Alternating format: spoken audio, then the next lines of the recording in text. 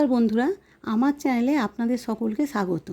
খুব অল্প সময়ে কিভাবে বাড়িতে রসালো মুচমুচে জিলিপি বানাবেন সেটারই সঠিক পদ্ধতি রইল আপনাদের জন্য। তার জন্য প্রথমে একটা বাটিতে 1 বাটি ময়দা, পরিমাণ মতো লবণ, বেকিং সোডা ও অল্প তেল দিয়ে ভালো করে চামচের সাহায্যে মিশিয়ে নেব। এরপর অল্প অল্প জল দিয়ে ব্যাটারটা তৈরি করব। খেয়াল রাখতে হবে ব্যাটারটা যেন খুব পাতলা না হয়ে যায়। রসটা বানানোর জন্য একটা পাত্রে পরিমাণ মতো জল, এলাচ ও পরিমাণ মতো চিনি দিয়ে ভালো করে মেশাতে থাকবো যতক্ষণ না চিটচিটে ভাবটা আসে।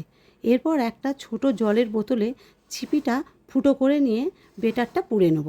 এরপর কড়াইতে সাদা তেল দিয়ে জিলিপির আকারে শেপ দিয়ে ভাজতে থাকবো। ভাজা হয়ে গেলে 2 মিনিট রসে দিয়ে তুলে নেব। তাহলেই রেডি মুচমুচে রসালো জিলিপি।